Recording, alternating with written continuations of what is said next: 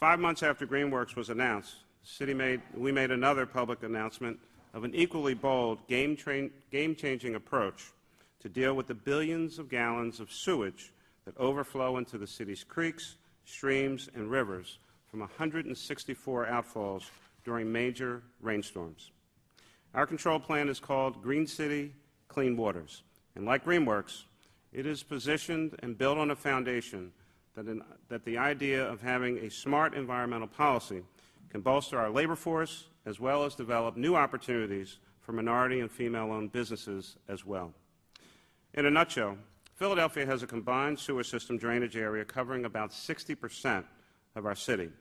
Using traditional gray infrastructure improvements to cure our overflow problems would result in a cost to the city of over $10 billion. There is no way in the world that we could ever pay for something like that.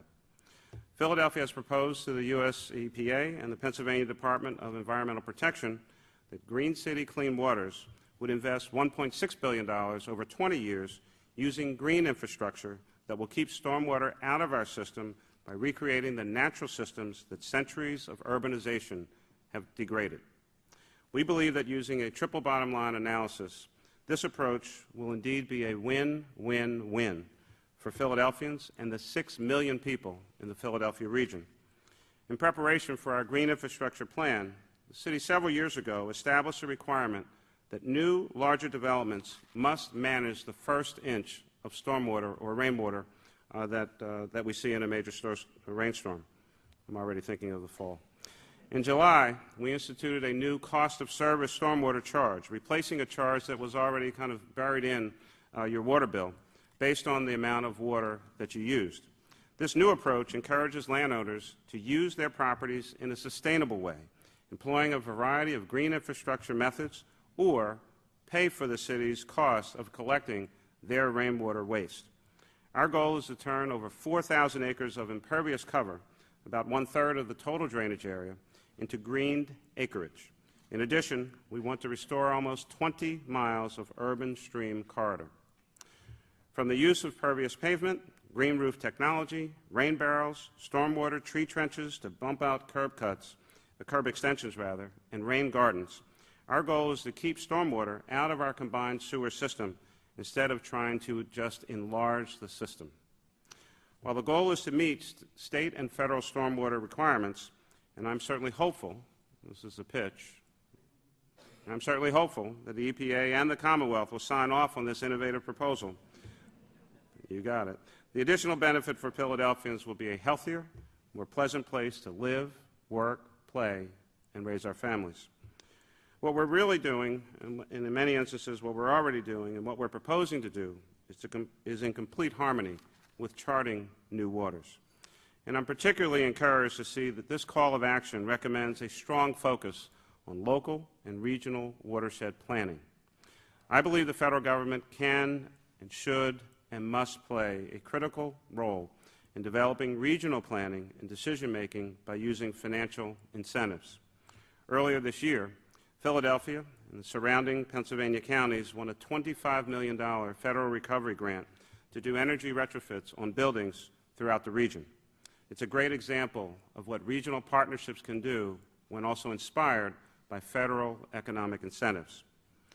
Philadelphia Water Department has been very aggressive with other governments in our region on a variety of environmental projects.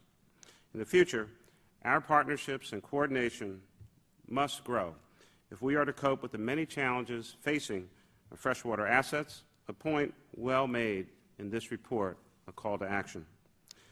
As we await a decision by the EPA and the Pennsylvania DEP, that was another pitch, the city's water department is moving forward with a whirling range of efforts to modernize our centuries-old systems.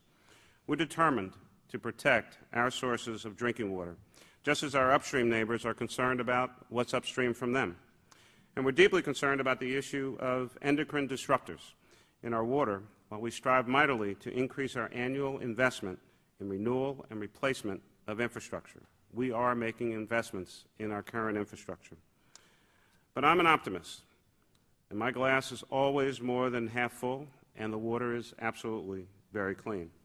And in fact, because of our long-term commitment in these areas, supporting green infrastructure that will help not only solve our stormwater control issues, but also we're very, very focused, and given the current economic condition, we're also quite well aware that these efforts help to support jobs.